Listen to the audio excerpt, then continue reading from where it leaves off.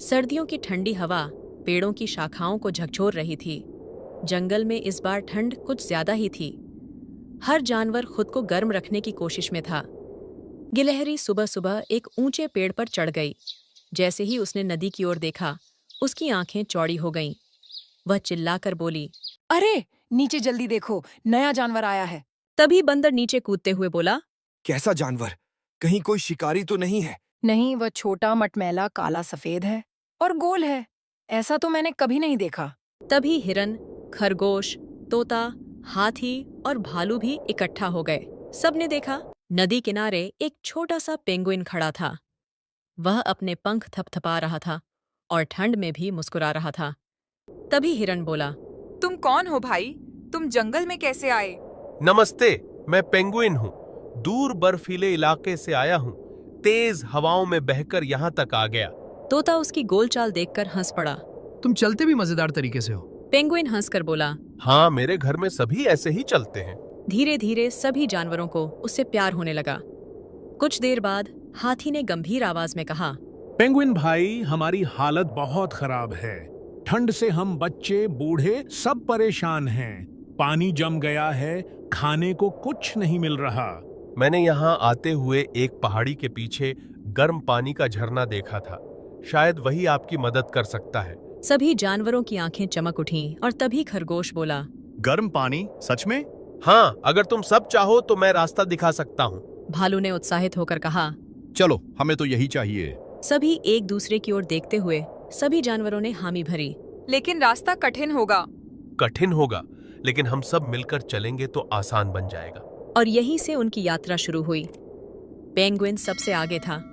ठंडी हवा चेहरे पर लगती, लेकिन वह कभी भयभीत नहीं हुआ। सामने एक बर्फीला ढलान आया। तभी बंदर बोला। ओहो, ये ढलान तो बहुत फिसलन भरी लगती है। पेंगुइन हंसकर बोला।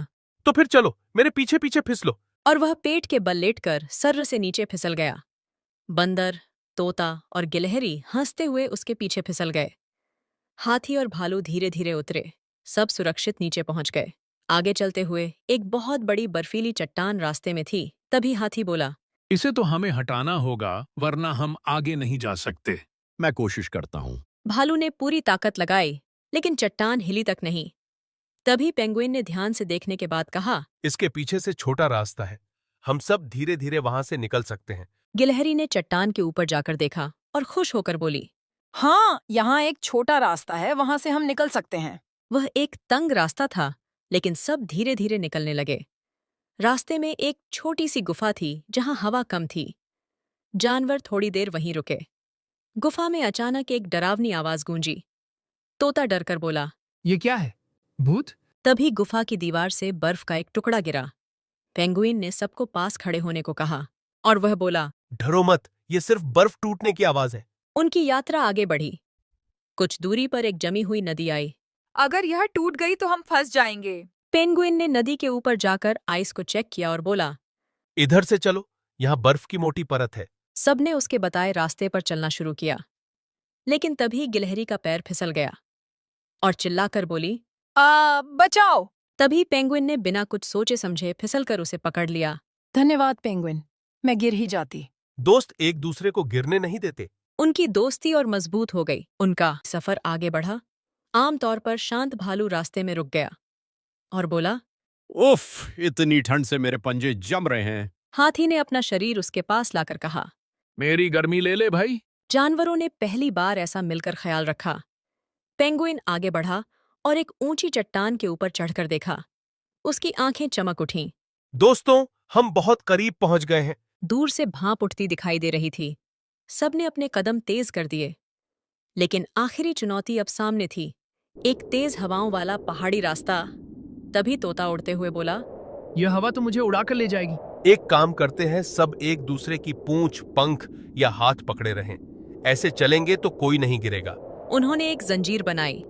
गिलहरी ने बंदर की पूंछ पकड़ी, बंदर ने हिरन की, हिरन ने खरगोश की, खरगोश ने हाथी की सूंड पकड़ी। सबने मिलकर हवा को मात दी और आखिरकार वहां पहुंच ही गए। वह सामने था, गर्म पानी का तालाब। जैसे ही वे गर्म पानी के पास पहुंचे, भाप उनके चेहरों को छूकर गर्माहट दे रही थी। तभी खरगोश ने कहा।